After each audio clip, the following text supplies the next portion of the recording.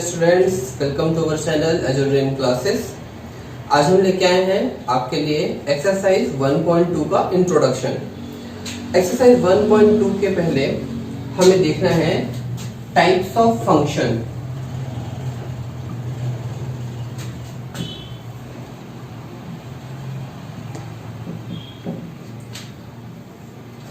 Students, हम 11th class में function क्या है ये पढ़ चुके हैं और उसके बाद फंक्शन के टाइप भी पढ़ चुके हैं। फंक्शन के type even function, odd function, modulus function, signum function and so on, बहुत सारे टाइप थे और वो सब हमने 11th क्लास में पढ़ा हुआ है। यहाँ पर भी हमें जो पढ़ना है टाइप्स ऑफ फंक्शन, बट जो फंक्शन के टाइप डिफाइन किए गए हैं, हमें आज जो पढ़ना है वो एज पर मैपिंग पढ़ना है। मैपिंग के आधार पर फंक्शन को 3 तरीके से डिफाइन किया गया है। वो 3 हैं, बेसिकली 2 ही हैं, बट तीसरा ग्रुप दोनों का कॉम्बिनेशन है। पहला है 1-1 फंक्शन, सेकंड है ऑन टू फंक्शन, थर्ड है, देखिए बेसिकली 2 टाइप ही है, 1-1 function and onto function, and जो थर्ड है वो दोनों को मिला करके मतलब 1-1 एंड ऑन टू।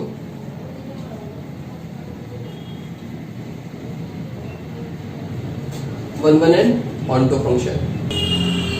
दोस्तों, सबसे पहली चीज कि आप अगर फंक्शन के बारे में नहीं जानते हैं तो आपको पहले फंक्शन को क्लियर करना होगा और उसके बाद आप यहाँ से आगे बढ़ें।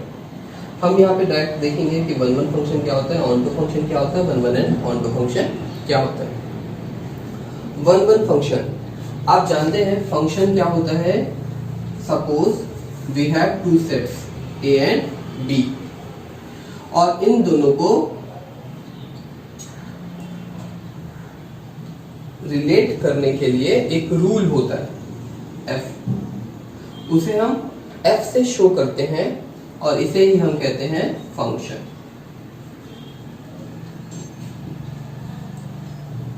Function, what is a function? Function is a rule, function is a rule, ठीक है, by which 2 sets are related or connected। Clear? तो अब हम देखते हैं कि जो सेट ए है और सेट बी है, उन दोनों सेट को आपस में रिलेट करने वाला या कनेक्ट करने वाला जो एक रूल है, उस रूल को हम क्या कहते हैं? फंक्शन कहते हैं। ये सारी चीजें हम पहले पढ़ चुके हैं। अब हम देखते हैं कि 1-1 फंक्शन किसे कहेंगे। सपोज सेट ए में हमारे पास 1, 2 एंड 3 एलिमेंट्स हैं और सेट बी में हमारे पास 2, 4, 6, 8 एंड 10। सेट ए में 1, 2, 3, सेट बी में 2, 4, 6, 8 एंड 10 और हमारे पास जो फंक्शन f गिवन है वो है 2 टाइम्स ऑफ x।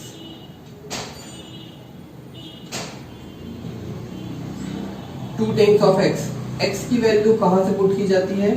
दोस्तों, आप सभी जानते हैं कि जो सेट A है जिस पर फंक्शन डिफाइन होता है उसे हम डोमेन कहते हैं, और जिस पर हमें हमारा रिजल्ट मिलता है, जिस सेट में हमें हमारा आंसर मिलता है, उस सेट को हम कहते हैं कोडोमेन।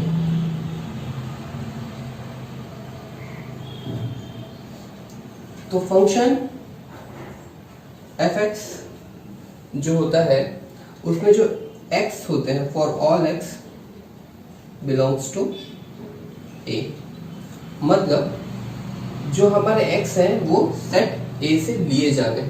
क्लियर? तो इसमें हम a के सारे वैल्यूज को पुट करेंगे, सेट a के सारे वैल्यूज को पुट करेंगे। fx की जगह हम पहले 1 पुट करते हैं कि अगर हम 1 पुट करेंगे तो क्या आएगा? 2 2x, 2 into 1 मीन्स 2। अगर मैं x की जगह 2 पुट करूंगा तो क्या आ जाएगा, देखिए 2 है और x की जगह क्या पुट करना है 2, 2 into 2। अगर x की जगह हम 3 पुट करें तो क्या आएगा, 2 into 3 6। इससे हमें ये पता चलता है कि 1 2 से रिलेटेड है, 2 4 से एंड 3 6 से। 1 की मैपिंग 2 के साथ हो रही है, 2 की 4 के साथ और 3 की 6 के साथ। क्लियर। अब हमें ये पता है कि हर एक वैल्यू की एक यूनिक इमेज होती है। Image means answer. 1 जब मैंने फंक्शन में 1 को पुट किया तो मुझे 2 मिला, 2 को हम इमेज कहेंगे। 2 इज इमेज ऑफ 1। 4 किसकी इमेज है, 4 इज इमेज ऑफ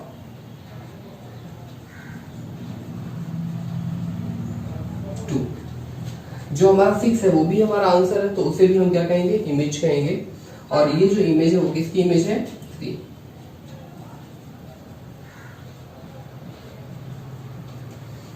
दोस्तों आपको इमेज तो समझ में आ गई होगी। इमेज का मतलब होता है हमारा आंसर या सॉल्यूशन। क्लियर। अब देखिए हमारे पास सेट ए में कोई भी एलिमेंट ऐसा नहीं बचा जिसका सॉल्यूशन हमें ना मिला हो, 1 का, 2 का एंड 3 का। तो देखिए अब इसके अलावा तो कोई सॉल्यूशन हो नहीं सकते, तो हम सारे जो सॉल्यूशन है उन्हें इकट्ठा करके एक जगह कंबाइन करके एक सेट बनाते हैं, 2 4 एंड 6। जो हमारा ये सॉल्यूशन का सेट बनता है, इस सेट को हम रेंज कहते हैं।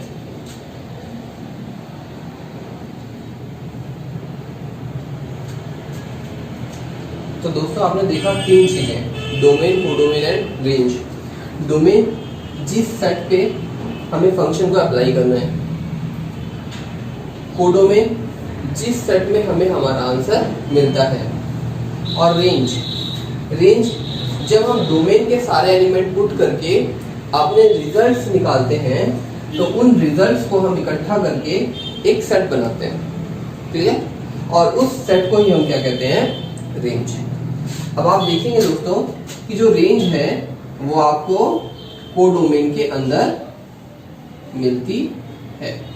देखिए ना 2 4 6 जो है वो किसके अंदर है, कोडोमेन के अंदर। तो हम कहेंगे range is subset of codomain. Range is subset of codomain. दोस्तों इतनी बातें आपको याद रखनी है कि डोमेन किसे कहते हैं, कोडोमेन किसे कहते हैं और रेंज किसे कहते हैं। क्लियर। दोस्तों मैंने यहाँ पे 2 पेयर बनाए हैं सेट के। एक पेयर है ये भी 1 2 3 2 4 6 8। दूसरा पेयर है -2 -1 0 1 2 एंड 0 1 2 3 4। इसे मैं रिलेट करता हूँ f is equal to fx is equal to 2x से। यहाँ पर जो हमारा फंक्शन है वो क्या है, 2x। तो देखिए 2 1 जा 2 into 1 कितना हो जाएगा, 2। अगर मैं 2 पुट करूंगा 2 2 जा 4। अगर मैं 3 पुट करता हूँ 3 2 जा 6। अब आइए इस फंक्शन को भी देखते हैं, इन सेट को भी देखते हैं। यहाँ पे मैंने अपना फंक्शन चेंज कर दिया। सेट ए सेट बी से रिलेटेड है थ्रू द फंक्शन fx। यहाँ पर सेट ए सेट बी से रिलेटेड है through the function fx is equal to x square. तो आप मुझे बताइए -2 का स्क्वायर क्या होगा, 4। -1 का स्क्वायर कितना हो जाएगा, 1। 0 का स्क्वायर क्या हो जाएगा, 0। 1 का स्क्वायर 1। 2 का स्क्वायर 4। क्लियर। यहाँ पर देखिए -2 का भी स्क्वायर क्या है, 4 है, और 2 का स्क्वायर भी 4 है। क्लियर। दोस्तों यहाँ पे गौर करिएगा, एकदम ध्यान दीजिएगा कि -2 का आंसर भी 4 है और 2 का आंसर भी 4 है। Clear.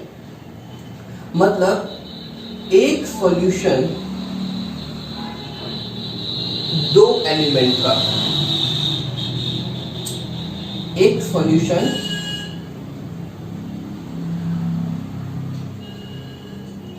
More than one element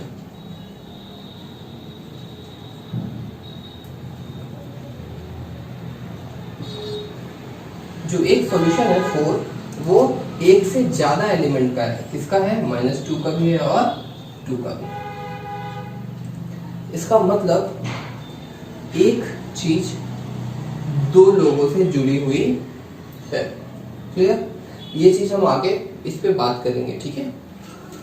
-1 का स्क्वायर 1 होता है और 1 का स्क्वायर भी 1 होता है और 0 का स्क्वायर क्या हुआ? 0।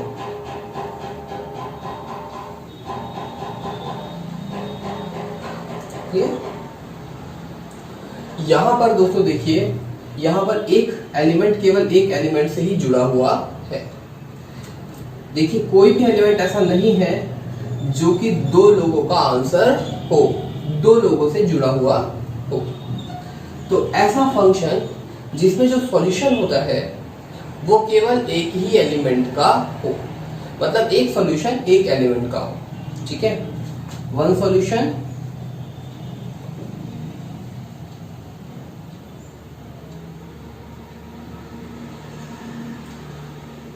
For one element.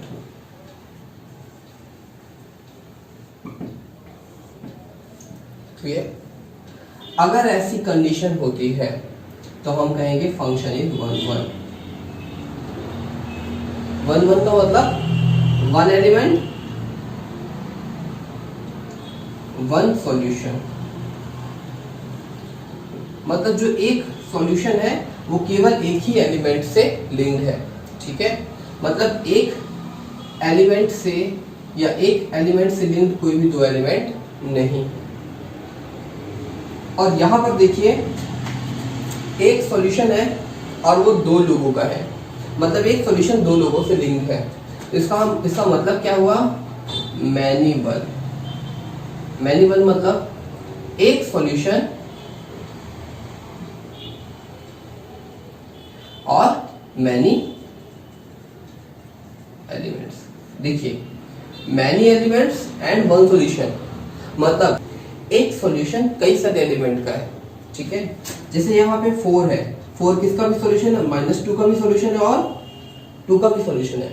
तो ऐसे फंक्शन को हम 1 नहीं कहेंगे, ऐसे फंक्शन को हम कहते हैं मैनी वन सॉल्यूशन।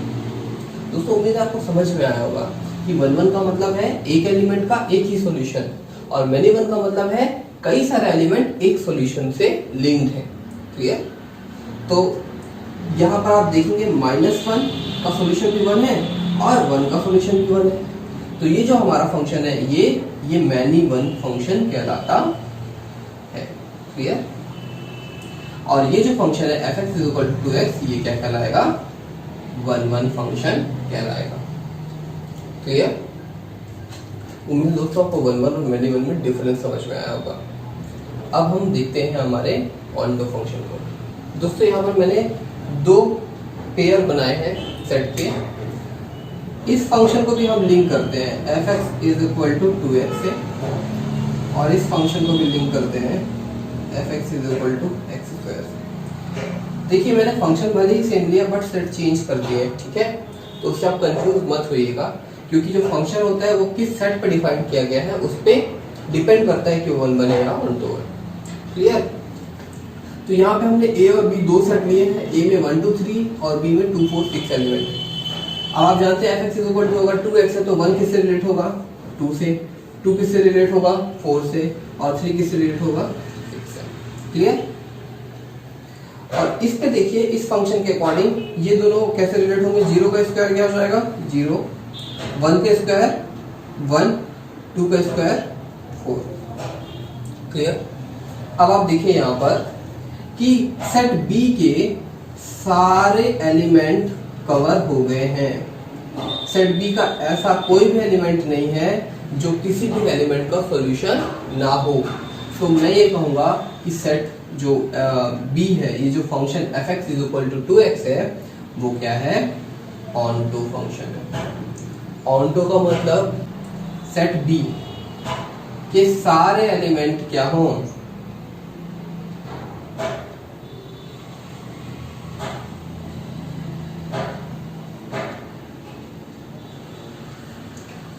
जो सेट बी है, सेट बी के सारे एलिमेंट किसी न किसी एलिमेंट के सॉल्यूशन होने चाहिए। मतलब सेट बी पूरा का पूरा क्या बन जाए, सॉल्यूशन बन जाए। ध्यान से देखिए, बहुत ही आसान लैंग्वेज में समझाने की मैं कोशिश कर रहा हूं आपको कि जो सेट बी है आपका वो पूरा का पूरा क्या हो, सॉल्यूशन बन जाए। इसका मतलब क्या हुआ, देखिए सेट बी को हम क्या कहते थे, कोडोमेन कहते थे, ठीक है।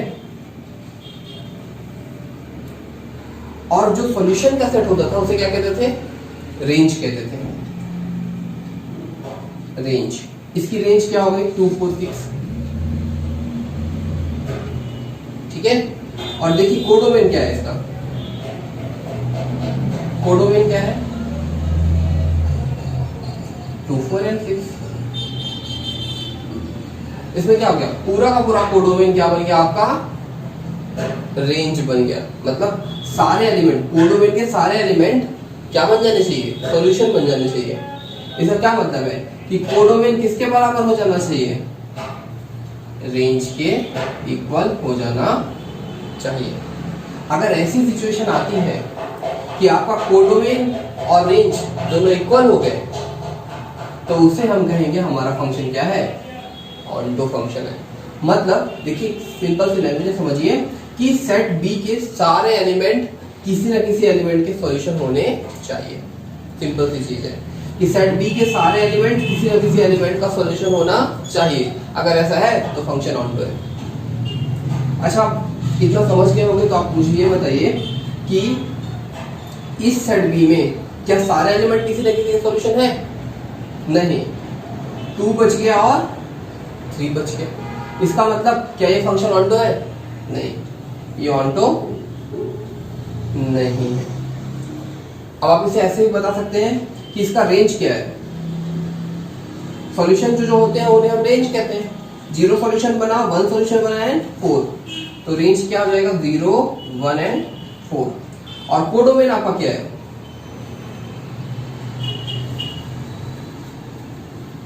कोडोमेन है 0 1 2 3 and 4। तो क्या रेंज और कोडोमेन सेम है, इक्वल है, नहीं। Range is not equal to codomain. इसका मतलब ये फंक्शन ऑन्टो नहीं है। तो आप इसे दोनों तरीके से देख सकते हैं। आप सिर्फ इसका इमेज देख करके, ये जो मैपिंग है, ये मैपिंग देख करके ही बता सकते हैं कि ये फंक्शन ऑन्टो है या नहीं। बहुत ही आसान सा है कि ऑन्टो का मतलब जो सेट बी है उस सेट बी के सारे एलिमेंट किसी न किसी एलिमेंट का सॉल्यूशन होना चाहिए। मतलब किसी न किसी के साथ उसका मैपिंग होना चाहिए। अगर ऐसा नहीं है तो वो ऑन्टो नहीं, और अगर ऐसा है तो वो ऑन्टो है। दोस्तों हमने देखा ऑन्टो है। चलिए अभी हमने पढ़ा है पहले 1 1 है ना, एक बार उसे भी रिवाइज कर लेते हैं। क्या ये 1 1 है?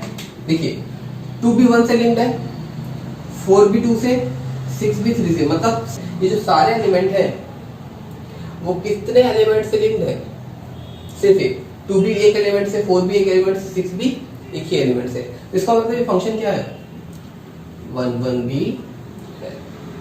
क्लियर? तो ये फंक्शन 1 1 भी है और ऑन्टो भी है। और इधर देखिए इसके 0 कितने एलिमेंट से लिंक्ड है, एक एलिमेंट से। 1 कितने एलिमेंट से लिंक्ड है, एक एलिमेंट से। 4 कितने एलिमेंट से लिंक्ड है, एक एलिमेंट से। तो ऐसे फंक्शन को भी हम क्या कहेंगे, 1।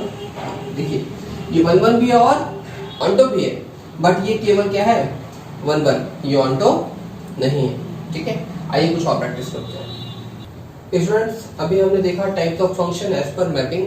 हमने देखा कि हमने 3 टाइप बनाए हैं, 1 1 ऑन्टो है, 1 1 है ऑन्टो, है ना।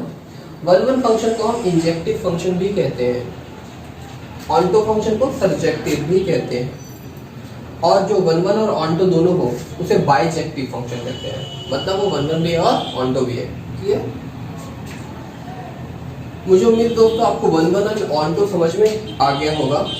और जो फंक्शन वन वन भी होता है और ऑनटो भी होता है उसे हम क्या कहते हैं, वन वन एंड ऑनटो या बाइजेक्टिव फंक्शन कहते हैं। क्लियर? तो मैंने यहाँ पे कुछ पेयर्स बनाए हैं सेट के और उसमें हम पहचानेंगे कि कौन फंक्शन वन वन है और कौन ऑनटो है। क्लियर? तो मैं आपको बता देता हूँ, जैसे ये सेट ए है और ये सेट बी है। सेट ए में 1, 2, 3 एंड 4 एलिमेंट है और सेट बी में A B C D E and F है। 1 ए से रिलेटेड है, 2 बी से, 3 डी से एंड 4 सी से। देखिए 3 डी से और 4 सी से रिलेटेड है। तो क्या ये फंक्शन वन वन है? देखिए वन वन होने के लिए सिर्फ एक ही कंडीशन चाहिए है कि इसके जो भी एलिमेंट है वो केवल एक एलिमेंट से रिलेट होना चाहिए। तो ए भी एक ही एलिमेंट से जुड़ा हुआ है, बी भी एक ही एलिमेंट से, सी भी एक ही एलिमेंट से और डी भी एक ही एलिमेंट से जुड़ा हुआ है। इसका मतलब हमारा फंक्शन क्या है, वो वन वन। अब मुझे बताइए क्या ये ऑनटो भी है? ये ऑनटो नहीं है क्योंकि हमारे ई और एफ ये किसी के भी सॉल्यूशन नहीं बन पाए।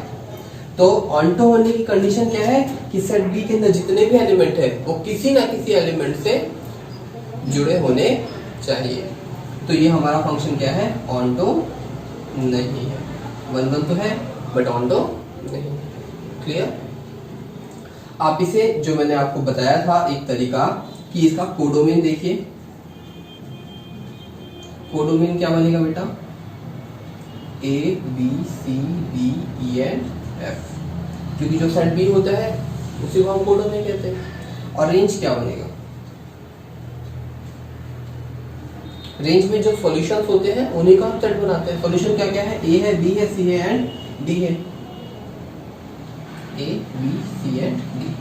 क्या ये दोनों सेट इक्वल है? नहीं। रेंज एंड कोडोमेन इक्वल नहीं है, इसका मतलब क्या है, ये ऑनटो। आइए दूसरा पेयर देखते हैं। इसमें 1 2 3 4 A B C D and E F है। इसका नाम सेट ए है, इसका नाम सेट बी है। सेट ए हमारा डोमेन कहलाता है। दोस्तों आप जितने बार इसे रिकॉल करेंगे, पढ़ेंगे, उतना ही आपको अच्छे से बनेगा। ठीक है, इसलिए एक बार और इसे क्या कहेंगे, कोडोमेन। ठीक है, अब डोमेन में 1 2 3 4 है, कोडोमेन में A B C D and E F है। देखिए बी कितने एलिमेंट से जुड़ा हुआ है, बी 1 से भी जुड़ा हुआ है और 2 से भी जुड़ा हुआ है। तो एक एलिमेंट के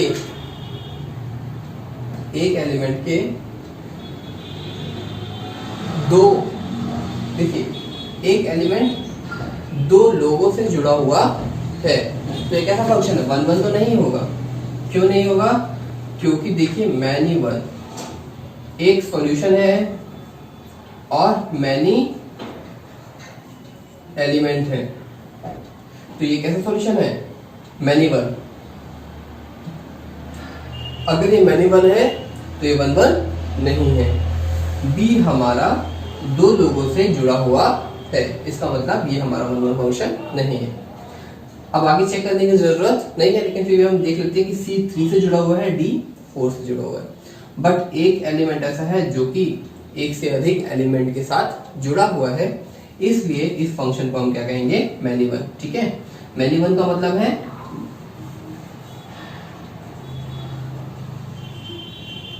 मैनी एलिमेंट। मैनी वन का मतलब है मैनी वन। मैनी वन का मतलब है many element and one solution.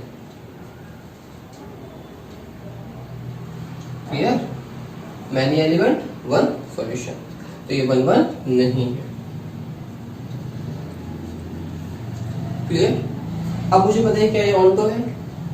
Onto भी नहीं है, क्योंकि ऑनटो होने के लिए सेट बी के सारे एलिमेंट किसी न किसी एलिमेंट के साथ लिंक होने चाहिए। मतलब सेट बी जितने भी नंबर है सेट बी के अंदर, वो सारे किसी न किसी एलिमेंट से जुड़े होने चाहिए। बट ऐसा नहीं है। देखिए A E and F are free, so this function is not onto. ये ऑनटो भी नहीं। क्लियर? आइए अपना थर्ड पेयर चेक करते हैं। इसके अंदर डोमेन में 1 2 3 4, कोडोमेन में ABC। क्लियर? 1 और 2 दोनों लिंक्ड है A से, 1 एंड 2 दोनों लिंक्ड है A से, 3 लिंक्ड है B से और 4 लिंक्ड है C से। इसका क्या मतलब है? देखिए, एक एलिमेंट एक से अधिक एलिमेंट के साथ जुड़ा हुआ है। इसका मतलब ये 1 1 नहीं है। क्लियर? अब चेक करने की बात यह है, क्या ये ऑन्टो भी है या नहीं है। देखिए, ऑन्टो होने के लिए सेट बी के अंदर जितने भी एलिमेंट हैं वो सारे किसी ना किसी से लिंक होने चाहिए, चाहे वो एक से हो या 2 से हो, वो फर्क नहीं पड़ता। हमको सिर्फ ऑन्टो चेक करना है। ऑन्टो चेक करने के लिए हमें ये पता होना चाहिए कि बी के अंदर जितने भी एलिमेंट है सब किसी ना किसी से जुड़े हैं या नहीं। देखिए, ए भी जुड़ा है, बी भी जुड़ा है और सी भी जुड़ा है। इसका मतलब ये है कि बी के अंदर कोई भी एलिमेंट ऐसा नहीं है जो सेट ए से जुड़ा ना हो। इसका मतलब ये क्या है? ऑन्टो। क्लियर? अब आप इसे ऐसे भी चेक कर सकते हैं, इसका कोडोमेन क्या है? ABC। और रेंज क्या है? रेंज मींस जो सॉल्यूशन होते हैं। तो देखिए, 1 का सॉल्यूशन A है, 2 का सॉल्यूशन भी A है, 3 का सॉल्यूशन B है और 4 का सॉल्यूशन C है। तो अगर मैं केवल सॉल्यूशन देखूं तो सॉल्यूशन क्या क्या आ रहा है बेटा? A, B and C। Clear? तो सॉल्यूशन सेट रेंज जो बनेगा वो क्या बनेगा? A, B and C। तो कोडोमेन और रेंज दोनों क्या है? इक्वल है, इसलिए ये फंक्शन क्या है? ऑन्टो। उम्मीद है दोस्तों आपको ये समझ में आया हो। अब हमारा फोर्थ पेयर हम चेक करते हैं कि क्या ये 1 1 है या ऑन्टो है या दोनों है। देखिए, 1 किससे लिंक्ड है? B से, 2 C से, 3 A से, 4 D से। तो हर एक एलिमेंट केवल एक ही एलिमेंट से जुड़ा हुआ है। सेट B का हर एक एलिमेंट सेट A के सिंगल एलिमेंट से जुड़ा हुआ है। तो हम कहेंगे ये कैसा फंक्शन है? 1 1। क्लियर? अच्छा, सेट B के अंदर कोई भी ऐसा एलिमेंट है जिसका पेयर ना बन रहा हो या फिर जो किसी का सॉल्यूशन ना हो? नहीं, ऐसा बिल्कुल नहीं है। तो सेट B के अंदर सारे एलिमेंट किसी ना किसी एलिमेंट से लिंक्ड है। तो ये जो हमारा फंक्शन है वो कैसा हो गया? Onto function. देखिए दोस्तों, अब ऐसा फंक्शन 1 1 भी है और ऑन्टो भी है, तो इसे हम कहेंगे बाइजेक्टिव फंक्शन।